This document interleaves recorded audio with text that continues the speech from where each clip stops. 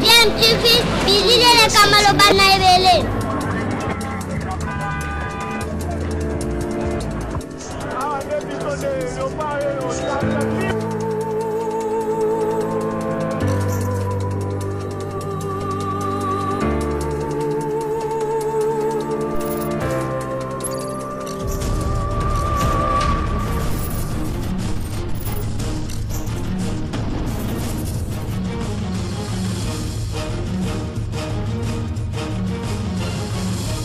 DMTV toujours en avant. Bonjour, bon week-end, vous êtes sur DMTV, votre chaîne YouTube pose l'actualité, mais également des analyses et des réflexions sur des sujets d'actualité. En ce samedi 24 octobre 2020, ici en République démocratique du Congo, l'actualité reste dominée par l'adresse du chef de l'État à la nation. C'était autour de 20h heure de Kinshasa, ce samedi, ce vendredi 23 octobre 2020, et nous voulons scruter au plein fait en tout cas ce message du chef de l'État, essayer d'analyser et d'en comprendre la teneur et les conséquences qui pourraient en découler demain. Et le chef de l'État, qui n'a pas beaucoup parlé, s'est exprimé durant plus ou moins 6 minutes et d'un ton inhabituel. Le chef de l'État est apparu debout, très décidé à faire entendre sa voix. Nous voulons essayer d'analyser ce message, mais avant justement d'analyser ce message, nous voulons vous rafraîchir la mémoire. Il n'y a que peut-être environ 6 minutes des propos du chef de l'État. Nous voulons vous proposer cela pour que vous puissiez réécouter, et ensuite nous allons revenir pour analyser un tout petit peu ce que le chef de l'État a dit. Que peut-être les conséquences du message du chef de l'État? Est-ce que finalement Félix Tshisekedi a-t-il compris que la coalition avec le FCC de Joseph Kabila faisait le lit de son échec? 2023 n'est plus très loin, et donc le chef de l'État qui a mis parcours, en fait, parce que sur les 5 années, il faut compter 4 ans pour pouvoir réaliser les promesses faites à la population, parce que la dernière année doit être une année électorale et les délais constitutionnels doivent être respectés, et ce n'est pas l'UDPS qui va manquer de respecter ce délai constitutionnel. Il y a encore du chemin pour pouvoir arriver jusqu'à 2023. En attendant, il y a des attentes du peuple congolais qui restent lettre morte. Le peuple congolais ne se retrouve pas, ne comprend pas, et plusieurs appelés au divorce entre les deux partenaires du FCC. Je vais également vous proposer vous rappelez qu'en fait le FCC, lors de son dernier message lu, dont le compte rendu a été lu par Didas Pembe, le FCC faisait également allusion à l'éventuel cas de figure où il y aurait rupture de la coalition et que nous basculerons vers la cohabitation. Est-ce que ce que le chef de l'État a dit sous-entend qu'il a rejoint finalement le FCC? Nous sommes tous d'accord pour divorcer. On est d'accord pour que nous nous séparions. C'est peut-être cela. Les analyses peuvent aller dans tous les sens. Nous allons tenter aussi de faire la nôtre et vous la proposer. Je rappelle que vous suivez DMTV, votre chaîne YouTube. Si vous n'êtes pas encore abonné, mon frère, ma soeur, n'hésitez pas à cliquer sur ce bouton rouge. Il est écrit s'abonner. Vous deviendrez abonné de votre chaîne YouTube DMTV. N'oubliez pas aussi de cliquer sur cette petite cloche de notification. Elle est très importante. Elle vous permet justement d'être alerté à chaque fois que nous mettrons une nouvelle vidéo ici. Alors suivons le chef de l'État attentivement. Alors, il a peu parlé, mais il a beaucoup dit. Merci beaucoup, nous nous retrouvons tout de suite après. Congolaises, Congolais, mes chers compatriotes, en ce jour du 23 octobre 2020, je m'adresse à vous, souverains primaires, dans un contexte exceptionnel en rapport avec la situation politique que connaît notre pays. Ce contexte de fragilité de notre pays, de même que les résultats électoraux de janvier 2019, nous ont forcés à élargir nos rassemblements pour nous unir au-delà de nos familles politiques traditionnelles. Cet effort de recomposition a touché aussi bien le pouvoir sortant que l'ancienne opposition, ce qui a conduit à une situation inédite où des adversaires farouches d'hier sont devenus des alliés. Nous avions choisi de gérer le pays au sein d'une coalition qui semblait constituer la solution idoine pour sortir le pays de ces différentes crises récurrentes et préserver ainsi les acquis de l'alternance. Malheureusement, près de 2 ans après, les divergences qui persistent entre les parties signataires de cet accord plombent les ailes de l'espoir de notre envol vers le développement. Ces divergences portent notamment sur les questions relatives à la paix et à la sécurité nationale, à la Commission électorale nationale indépendante, à l'organisation des élections, à la gestion du portefeuille de l'État, à la territoriale, à la diplomatie, à l'indépendance de la justice et à l'instauration de l'État de droit, qui sont un enjeu majeur pour notre nation.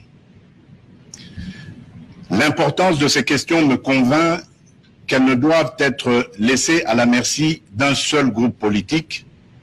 Elles nécessitent un large consensus national. Mes chers compatriotes, la tâche que vous m'avez confiée est immense. Elle comporte dans l'urgence les objectifs ci-après. Rétablir la paix là où elle est compromise et la consolider là où elle existe, construire la démocratie, organiser des élections crédibles dans les délais constitutionnels, renforcer l'état de droit, bâtir nos infrastructures, assurer la santé à nos populations, garantir l'éducation de nos enfants, donner une perspective économique à notre jeunesse et promouvoir davantage les droits des femmes. Face à l'ampleur de ces défis, le peuple n'accordera aucun pardon à ceux qui, dans la classe politique, s'évertueront à créer ou à entretenir des entraves au progrès, animés qu'ils sont par une simple stratégie de survie politique ou de positionnement individuel, par la haine tribale, la rancœur ou par la poursuite de la prédation en toute impunité. À ce propos, je salue l'effort d'abnégation de ceux qui, dans tous les camps, se sont démarqués de ces antivaleurs. Mes chers compatriotes, l'état de droit que nous voulons vient d'être conforté par la prestation de serment de 3 juges constitutionnels, ce qui désormais assure à cette juridiction un fonctionnement régulier. Mes chers compatriotes, la restauration de l'état de droit dans notre pays n'est pas un leurre, mais le fruit d'une volonté politique, du reste coulée dans un programme de gouvernement tel qu'adopté par le Parlement. Il demeure vrai que sa mise en œuvre énerve certains nostalgiques, habitués à l'impunité et au traitement de faveur. Ceci étant, le partage des valeurs liées à l'état de droit et à la justice constitue la condition sine qua non de tout partenariat aux actions de mon mandat. Mes chers compatriotes, chaque année, plus de 2 millions d'enfants congolais naissent et s'ajoutent au nombre déjà important de notre population. Nous sommes individuellement et collectivement responsables de leur destin. Nous ne pouvons laisser leur avenir à la merci de pesanteurs ou écueils inhérents aux pratiques politiciennes qui retardent ou affaiblissent la réalisation du programme pour lequel vous m'avez élu. En tant que chef de l'État, représentant de la nation et symbole de l'unité nationale, j'assure par mon arbitrage, en vertu de l'article 69 de la Constitution, le fonctionnement régulier des pouvoirs publics et des institutions, ainsi que la continuité de l'État. Je réitère l'engagement de mon serment de ne jamais faillir à cette mission sacrée et de ne jamais trahir le Congo. Je ne laisserai aucun engagement politique de quelque nature que ce soit primer sur mes prérogatives constitutionnelles et sur l'intérêt supérieur du peuple congolais. Je ne transigerai avec les intérêts supérieurs de la nation. Je ne céderai jamais la moindre portion de notre souveraineté nationale. Je ne ménagerai aucun effort pour préserver la paix et l'unité nationale.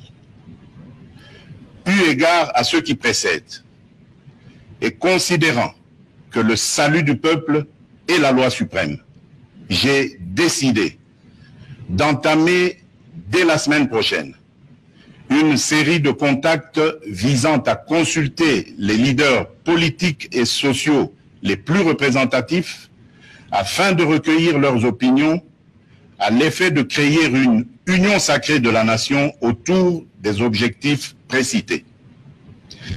Ces consultations visent la refondation de l'action gouvernementale autour des principes de participation à la gestion du pays.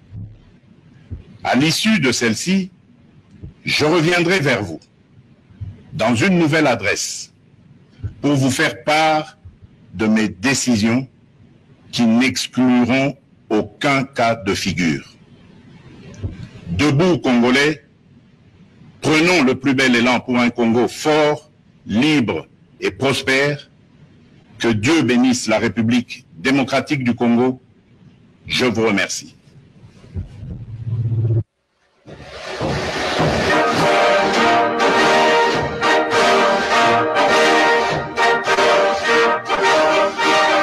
Voilà, nous sommes de retour. Vous venez d'écouter là le chef de l'État, le réécouter. J'imagine que vous êtes déjà informé par rapport à ce que venait de dire le chef de l'État. Si vous ne l'avez pas suivi en direct, nous vous avons rafraîchi en tout cas la mémoire. Vous l'avez suivi et le chef de l'État, vous avez suivi qu'il avait un ton grave. Le chef de l'État est à Paris en chef.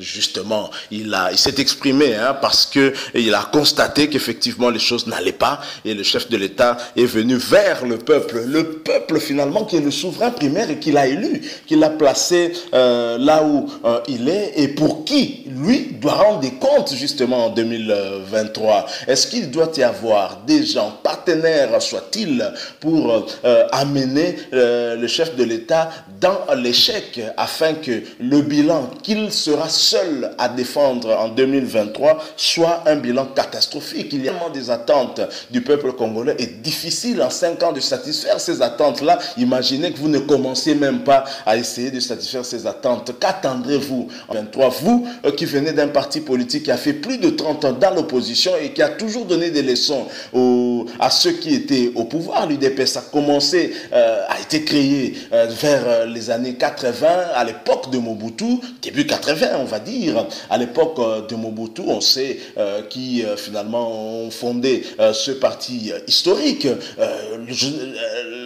Le père de Joseph Kabila, Laurent Désiré Kabila, qui vient avec la rébellion de l'FDL, l'UDPS était toujours du côté de l'opposition, même avec Joseph Kabila durant ses 18 ans de mandat. Alors l'UDPS n'a pas droit à l'erreur et finalement Félix Tshisekedi, qui essayait d'être un peu conciliant à ne pas briser cette coalition qui en fait maintenait notre jeune démocratie un peu sur les rails, parce qu'il faut se dire que c'est la première fois que nous vivons une alternance pareille où nous avons un ancien chef de l'État en vie et vivant ici en République démocratique du Congo, mais qui reste très influent dans les affaires de la République démocratique du Congo, ce qui ne permet pas à son successeur justement de s'affranchir et de pouvoir trouver des solutions idoines aux problèmes de la nation. C'est compliqué, des intérêts partisans, des intérêts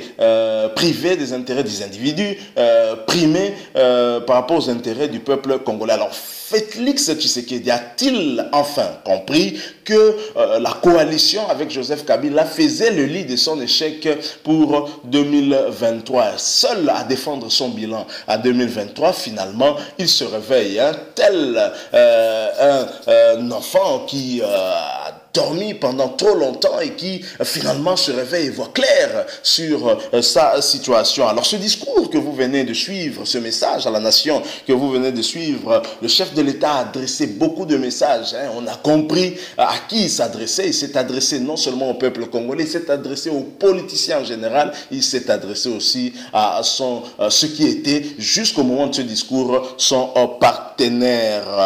Près de 2 ans après avoir été confirmé chef de l'État, le constat de divergence persistante est finalement fait par Félix Tshisekedi. Et le comble des divergences dans plusieurs dossiers, plusieurs points de la vie nationale. Et c'est triste. Des divergences au niveau de la paix et la sécurité nationale. J'imagine que dans cette rubrique, on peut retrouver le cas Minembwe, la situation de l'Est du pays qui ne s'améliore pas, avec des généraux affairistes et qui ne sont là-bas que pour justement continuer à entretenir ce climat de guerre. La population perd des vies et s'enrichissent.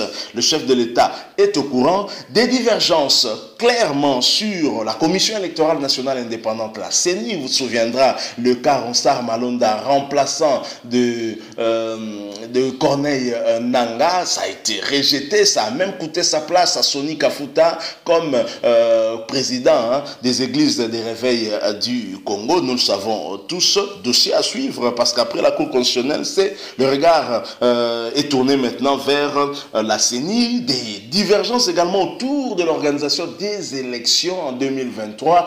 Le FCC n'entend pas voir Félix Tshisekedi glisser, alors que son autorité morale a glissé 2 ans sans l'aval du peuple congolais. Il s'appuyait sur des textes de la Constitution. Et bien aujourd'hui, ils ne veulent pas que Félix Tshisekedi puisse glisser. Il y a également des soucis de ce côté-là. Il y a également aussi des divergences sur le portefeuille de l'État. Les entreprises publiques, se partager la gestion des entreprises publiques.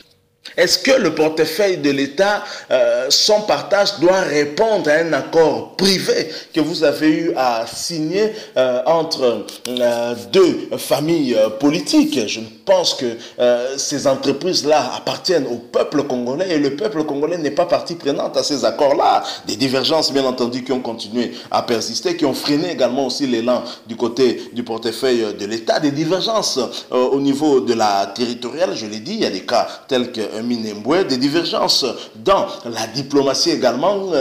La vision du chef de l'État Félix Tshisekedi ne cadre peut-être pas avec la vision de l'autorité morale du FCC, et surtout des divergences en matière d'indépendance de la justice et l'instauration d'un état de droit. Alors là, c'est une divergence qui va perdurer, persister, et finalement Félix Tshisekedi a compris et a tapé du poing sur la table pour mettre fin à toute la cacophonie qu'il y a autour des questions qui intéressent au plus haut point le peuple congolais, des questions liées à son avenir justement. L'instauration d'un état de droit, ça c'est la priorité pour l'UDPS, la priorité pour Étienne Tshisekedi, heureuse mémoire, la priorité pour Félix Antoine Tshisekedi Tshilombo, mais dans un contexte d'alternance obtenue dans des conditions de tension, dans des conditions hyper difficiles. Il est compliqué pour un partenaire qui ne souhaite pas que nous allions vers un état de droit, tellement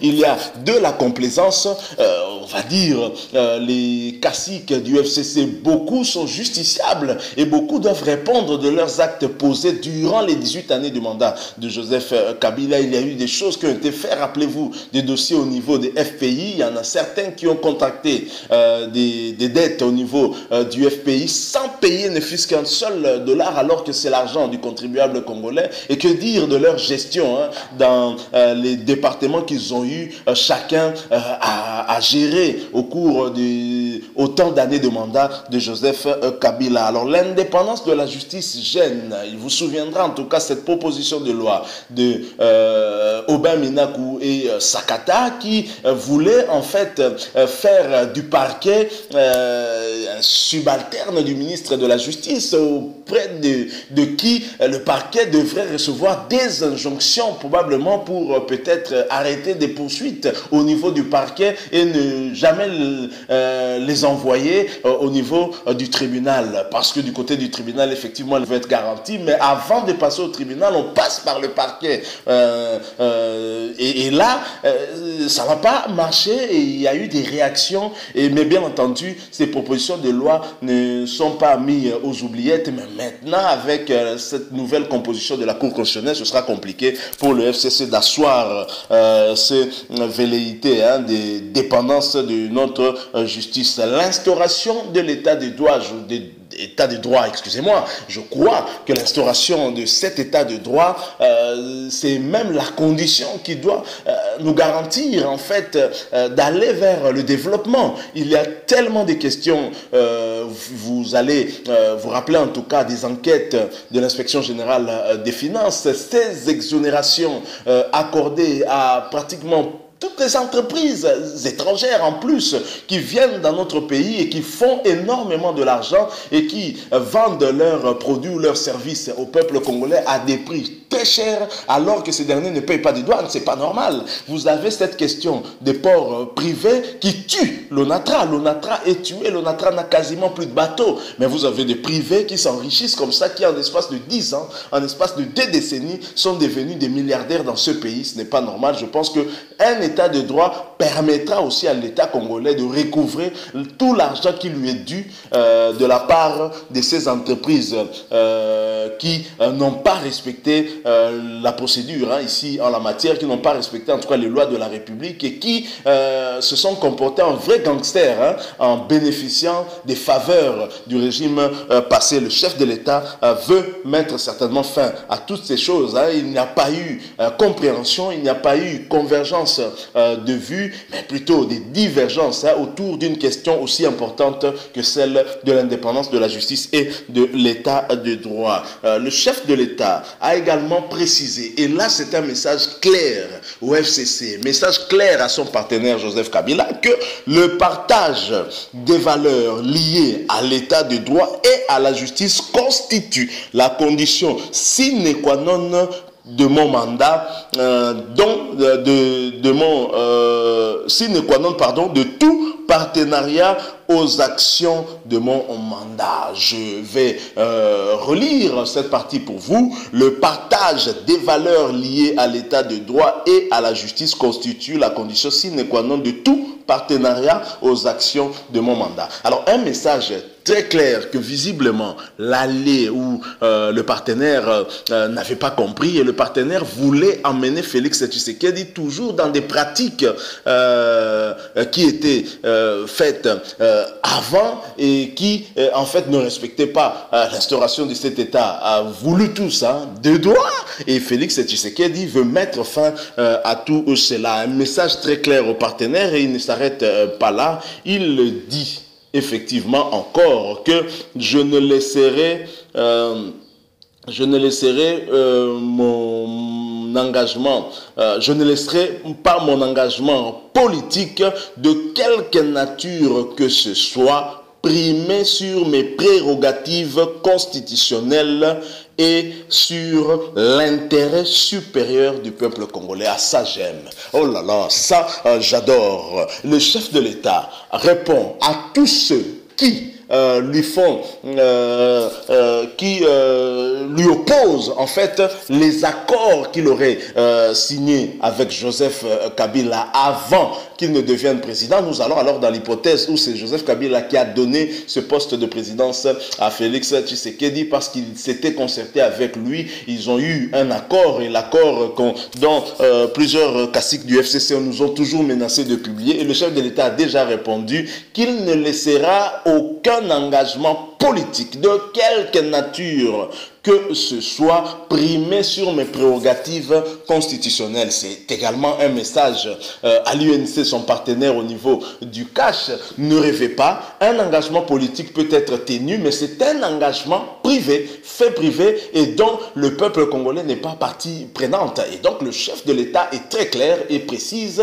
qu'il ne mettra pas un engagement politique de quelque nature que ce soit au-dessus de ses prérogatives constitutionnelles et pas également au-dessus sur l'intérêt supérieur du peuple congolais. Un message clair qui met KO tous ceux qui pensaient qu'ils devaient être à genoux face à un accord privé, un accord diabolique qui va dans le sens de privilégier un groupe d'individus au détriment de l'ensemble du peuple congolais, alors que le combat qu'a mené l'UDPS durant plus de 30 ans dans l'opposition était un combat justement où le peuple devait être au centre des préoccupations des dirigeants. N'est-ce pas qu'à l'UDPS on dit le peuple d'abord? Je crois que le chef de l'État qui fait un bilan à mi-parcours, un bilan de 2 ans, a finalement compris que cet accord avec Joseph Kabila ou cette coalition le menait tout droit vers sa chute et que le peuple congolais ne lui pardonnerait pas en 2023. Il n'aurait aucun bilan à défendre. Vous avez un partenaire avec qui vous évoluez, mais un partenaire qui souhaite votre chèque et qui met des embûches pour que vous échouez, pour qu'en 2023 vous n'ayez aucun bilan à défendre et que finalement le peuple congolais se lasse de vous et se dise même dans ces conditions on préfère même que Kabila revienne, alors que les gens oublient qu'avec Joseph Kabila il y a un bilan très négatif. Je vous dis, plusieurs entreprises de l'État se meurent, sont à l'agonie à cause justement de ce régime qui n'a pas créé des richesses chez l'État, qui en fait a créé des richesses chez des privés, congolais comme étrangers, qui viennent facilement s'enrichir. Et maintenant nous comprenons pourquoi. Eh bien parce qu'ils sont exonérés. Exonérés pourquoi? Parce qu'eux-mêmes font partie de ces entreprises-là que ces étrangers viennent soi-disant créer ici, ou d'autres choses qu'ils ont créées, mais l'entreprise de l'État se meurt. Ce n'est pas normal. Vivement que cette situation s'arrête. Vaut mieux vivre en cohabitation et se regarder en chien de faïence qu'être en coalition et voir le peuple mourir.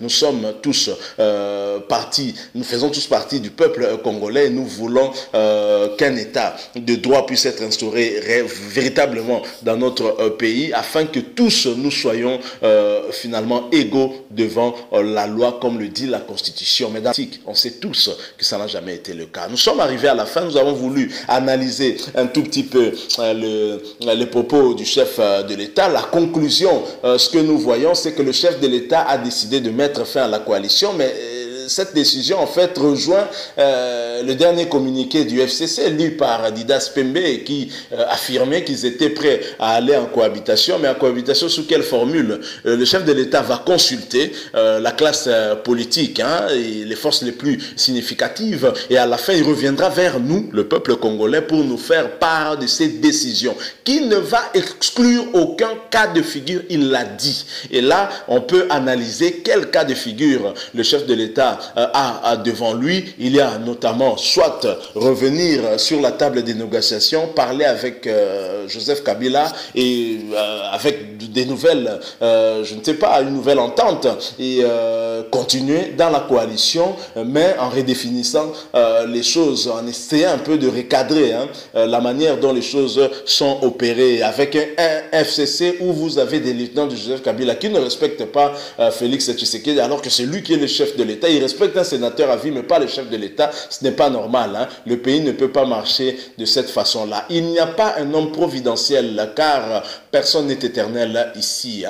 Tout le monde peut faire ce que l'autre aussi peut. Mais au FCC, ce n'est pas l'image qu'on nous donne. Alors, deuxième cas de figure, le chef de l'État va dissoudre le Parlement. Obligation constitutionnelle d'organiser les élections dans les 2 à 3 mois qui suivent. Est-ce que c'est évident ce cas de figure? Est-ce que le pays a des moyens pour le faire, mais avec un peu de volonté, si c'est une solution pour améliorer la condition du peuple congolais et surtout instaurer la justice, parce que ces élections de 2018 qui ont été fortement contestées, comme d'autres d'ailleurs, particulièrement l'élection des députés, l'élection législative, où vous voyez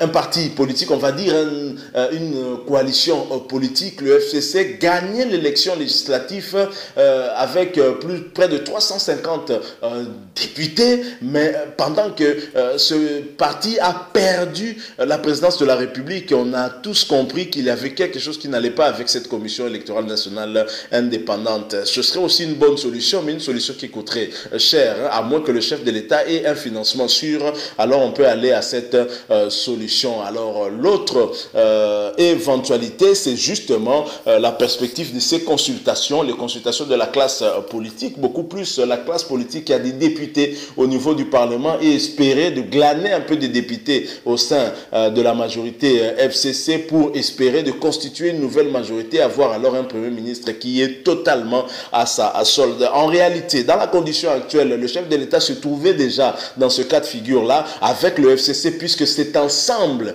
les députés du CACH et les députés du FCC, qui constituent en fait la majorité au niveau du Parlement. Mais le FCC se comportait comme si ils étaient en réalité en cohabitation et bomber tout le temps le torse avec cette majorité qu'il avait, une situation qui avait été prévue justement pour préparer le chaos que nous vivons actuellement. Donc ce n'est pas facile, mais le chef de l'État va s'assumer, il l'a dit, il prendra sa décision et nous attendons de pied ferme. Écoutez le chef de l'État et nous espérons que cette décision ne sera pas opposée à l'intérêt supérieur du peuple congolais. Si vous avez aimé, laissez-nous un like, mais surtout donnez-nous votre point de vue. Vous avez peut-être un point de vue différent du nôtre, vous pouvez le partager avec nous, s'il vous plaît, pas d'insultes. J'ose croire que nous n'avons pas insulté ici. Nous espérons également bénéficier du même respect. Cela nous fera beaucoup de bien. Abonnez-vous également sur votre chaîne DMTV. Si vous ne vous l'êtes pas encore, cliquez également sur la petite cloche de notification qui va vous permettre de ne plus rien manquer des prochaines vidéos que nous mettrons ici. Protégeons-nous du coronavirus, ce Covid-19 qui n'est pas encore totalement chassé, qui n'a pas encore été vaincu, mais nous finirons par le vaincre. Merci à vous de nous avoir suivis et surtout de nous avoir accordé quelques minutes de votre temps qui est si précieux. Nous espérons vous retrouver très prochainement avec un autre sujet d'actualité. En attendant, portez-vous bien et DMTV vous souhaite un excellent week-end et vous dit au revoir.